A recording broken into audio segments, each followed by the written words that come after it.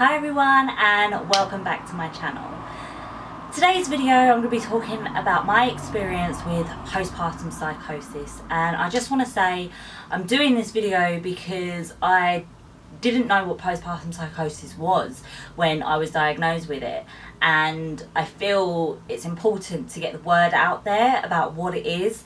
There's so much information about what postpartum depression is, postnatal depression is, but I've never heard of postpartum psychosis, and it is a very different condition, and it's very scary. And yeah, so I thought I'd do this video to raise awareness of the condition. This is probably going to be quite a long video, so it might even be a two video type thing, but I just wanted this video to be a bit more kind of like laid back, girl talk style kind of video. That's why I'm just sitting on my bed and I'm going to talk to you as if I was talking to one of my closest friends. Postpartum psychosis kind of affects women within 1 to 2 weeks after giving birth. I believe it affected me even during labour is when I believe that I started getting the symptoms. I had a traumatic birth. If you haven't seen my birth story video, then I will link it down below, and I talk all about what happened, but to cut a long story short, I basically had a 40-hour labour and it ended in a cesarean, and the cesarean going into that really scared me. But I just remember when Keelan came out of me from the cesarean, I just remember not wanting to hold him. I just felt like it was his fault that something like this had happened. It was just really muddled up feelings. And then when we came home, there was a few things that happened in the hospital that kind of affected me. One, they messed up my medication. So I actually went, I think it was like 8 hours without any pain relief after having a cesarean, because they messed up my medication. So that was really hard and very painful. Also, when we had left the hospital, we were parked in a really good parking space. It was right next to the doors to the hospital, and we had a woman that was basically stopped and waited for the car parking position, but we had to get Keelan in the car. It was all new to us. I couldn't move fast either, so I was kind of struggling to get into the car, like even lift my leg up to jump into the car, because of the cesarean, and she kept bibbing us, and she was really quite aggressive and horrible, and that literally made me cry all the way home, because I just thought that's just really nasty and really mean. But yeah, so all these kind of little things happened. I also, I mean, this is a big factor, but it's not the reason why I had the psychosis.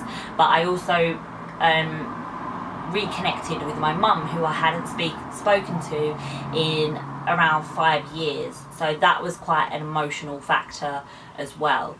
When I got home, I started hearing baby crying. So I started hearing Keelan crying, but he wasn't crying. It was me hallucinating, basically. So that was first telltale sign that something wasn't right, and I was kind of getting scared at that point. I was like, I'm hearing things. They said if I'm hearing things, then something's wrong, and I didn't want to believe that something was wrong. So I carried on. Me and Craig had like a few arguments because I wasn't getting any sleep, and he was telling me to go to sleep. But I was like, I can't. I wish I could go to sleep. But that's one of the symptoms of postpartum psychosis, is lack of sleep deprivation. It actually stops you. Well, it stopped me from going to sleep. Every time I went to sleep, I would feel like I'm falling, and then I'd wake up and I'd be like, oh my god. You know, like when you wake up from a dream and you're really startled? I was having that all the time, and times 10. I had a massive episode, and this was right before I went to hospital to get help. I basically was talking to my friend about what had happened in the last few days, the arguments that I'd had, the reconnection with my mum, the just everything that was going on in the last few days. And as I was telling her, I was having anxiety, and I was just on the bed and I was like, I can't do this anymore, I can't do this anymore. And then basically I went into a mania. I was very manic, and I went downstairs and I would calm myself down, and then I'd get really worked up again. And basically, it sounds horrible, but this is what happened. I basically was saying to my husband and my friend, and eventually my dad when he came as well, because they asked him to come over for help, I was telling them I want to kill myself, I can't do this anymore, because I thought this was what motherhood was. It was just horrible, and I didn't want to do it. But then I also felt like I was going to hurt my baby, and because I felt like I was going to do that, I then wanted to hurt myself, because I felt that I shouldn't be thinking these things. I'm a bad mum and I don't deserve to be around. So anyway, we went to the hospital the next day. So I tried to get some sleep. I think I got like an hour's sleep that night. And so this was basically a week after my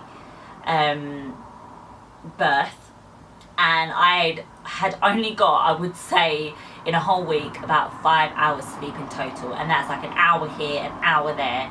I didn't sleep, so I was very sleep deprived. Anyway, when we got to the hospital, I was really muddled in my thoughts, and I couldn't like get my thoughts out, and I couldn't understand what I was thinking. I didn't understand. When they asked me, they ask you if it's you that's thinking these thoughts or if someone else is telling you them, like, is there a voice in your head? And I was like, no, it's not a voice in my head, it's like me. And the reference I kept giving was Gollum, because I was like, it's like Gollum, where he's Gollum but he's two different people. He's Gollum and he's Smeagol. He's the same person, but he's Gollum's like, you don't have any friends, and that's what it felt like. It felt like someone was like, I was telling myself, it felt like I had two personalities. I had a good me, which was the normal me, and then I had a bad me, which was telling me to kill myself. It was telling me to hurt my baby. It was telling me to hurt people around me. It was telling me nobody liked me. And yeah, it was just really, really strange. We stayed overnight in the hospital, and then we found out the next day. Basically, I was laying in the hospital bed and I started bleeding from my cesarean scar, and I was basically in a pool of blood, and we found out that I had an infection, and that was what was partly giving me my delirium. And I had gone into a state of, I was gone by this point. It was just so scary. My dad started taking pictures at this point so that later on I could reference back to it perhaps. So I'll insert some of them throughout this video. But yeah, I was gone. They basically then sent me to a mother and baby unit, which was amazing. It's a place you don't want to go when you just had a baby. It is depressing, but at the same time they helped me so much. I could not think for myself. In the end, I was telling myself, eat, sleep, repeat, that's what you need to do. And I kept writing that down on a piece of paper, and then I wrote it down as a poster and I put it up on my wall so I could remind myself that I needed to eat, I needed to sleep, and I needed to carry on doing that. Because I couldn't think for myself. I couldn't think about that, and I kept having notes and stuff. I then started having delusions, and thinking some really strange things. I thought that people were going to try and take my baby. I thought I'd been raped. I thought that my husband had raped me. I even thought that my dad had raped me. I even thought that because there's some men in the mother and baby unit, I thought they'd raped me in my sleep whilst I was there. Yeah, I thought that my husband was cheating on me. I really thought he was cheating on me with one of the women at the unit, and I had to find him out. I thought that I had cheated on him which is ridiculous. And I actually told him that one as well. I was like, I've cheated on you. And then I was like, no, I haven't. But I think I have. But I haven't. And I kept saying it, and it was really difficult. It was really difficult for him to hear. But that's something that I thought had happened.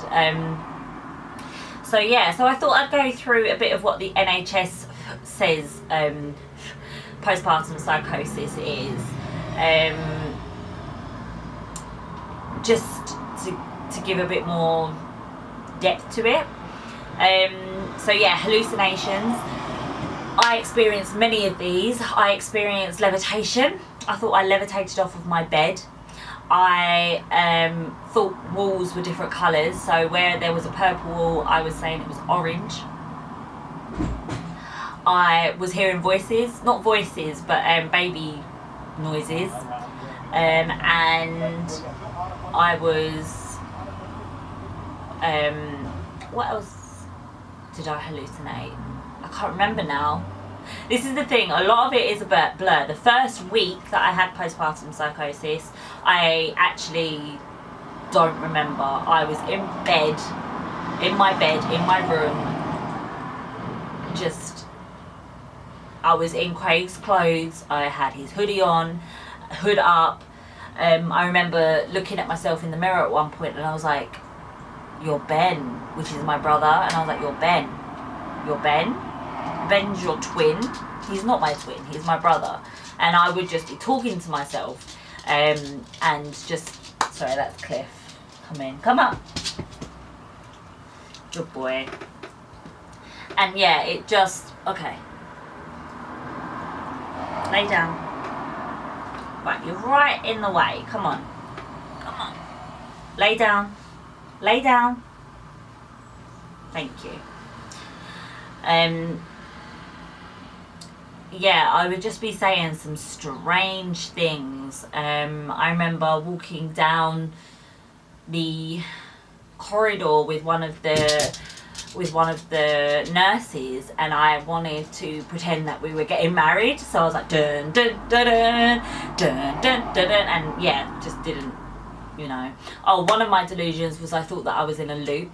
The easiest way to describe this is if you've seen the film Mother, it was kind of like that, where it was a loop of something I had to do to get back to the beginning and so on. So I thought that Mother Nature, I was now a mum, and I actually had to go through a loop, a few scenarios. So I had to wake up, I had to find my baby, I had to tell someone that something had happened to me, and I had to do it all over again and over again. It doesn't really make sense, but it made sense to me then, which is really weird.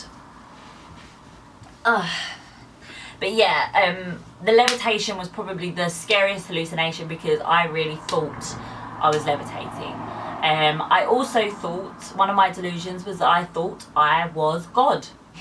I thought I had that power, and the only way I kind of came out of that delusion is I kept testing myself. I was like, I remember saying, if you're God, you can make Craig leave the room now. And he didn't leave the room, so I was like, okay, I'm not God then. So I kind of like reasoned with myself, but for a good few days I thought that I had that kind of power, and I knew when people were going to die. I knew what was going to happen next. I knew the pattern of the day, and I really thought that things were talking to me, like meaningfully.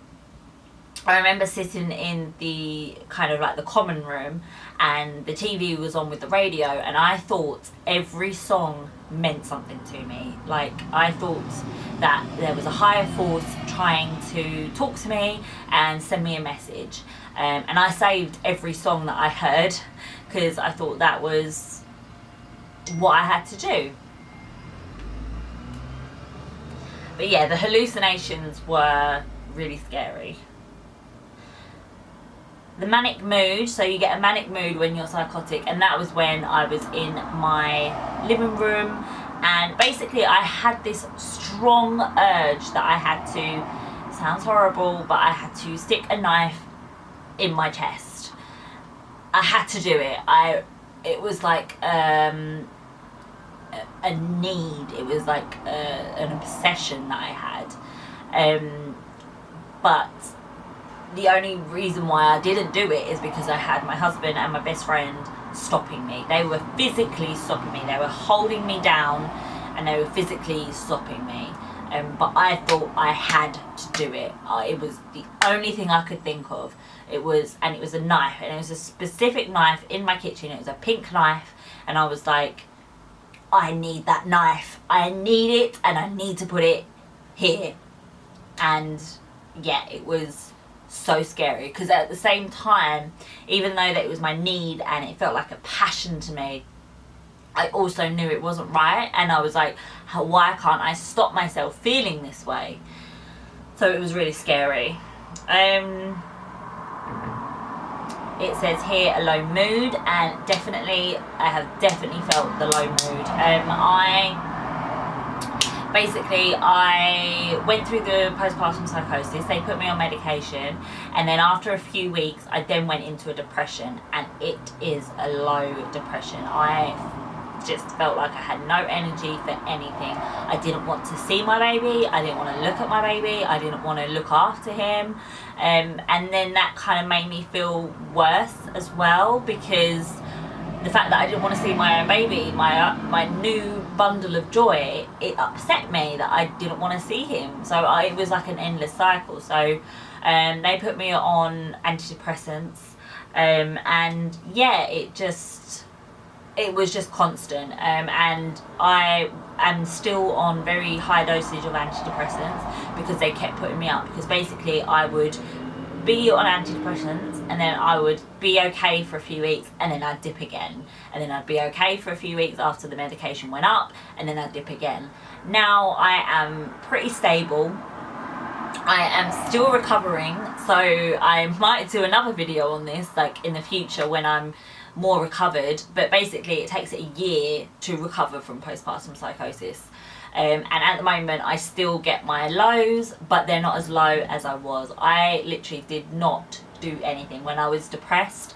I didn't do my makeup, I didn't do my hair, I barely even washed. I didn't want to go into the room and see my baby. It was horrible, and it was very I can't describe how low you actually feel, but if you've ever been depressed, you'll know. And it is so difficult to go through, because I am normally such a motivated person. It wasn't me. When I was low, I just did not care. I did not care what people thought of me. I did not care what I looked like. I did not care about anything. I didn't want to do anything, and it was really getting me down, because I really just wanted to enjoy this new time and my new baby, but I just couldn't. And it still pains me today that basically I missed the first 2 to 3 months of my baby's life. But I am glad that now, you know, and it's been quite quick. I mean, it's 4 months now, and I feel so much more like myself, and I look after my baby every day, and I get to see him smile and all sorts. So, you know, another reason why I'm making this video is so that anyone else that is going through this, it's some hope for you. You know, if I can do it, you can do it. Because it is so difficult when you're in that low. You just feel like there is nobody that knows what you're going through, because you're having these delusions as well, but you kind of know that they're a bit wrong as well, and you're like, no one's going through this. Like, I didn't have anyone in the unit that actually went through postpartum psychosis like me. There was many women in there that had depression and other conditions, but no postpartum psychosis. So I kind of felt quite alone in that aspect. I wasn't alone because I could still talk to them, and it helped so much to make friends with other mums, but there was still a part of me that was like, did you believe you were God? No, like I did. I believed I was God. That's how fucked up I am, basically. But yeah, so they were the delusions. Restlessness, this still gets me today sometimes. You get really restless when you're suffering from psychosis, because you just want to do stuff.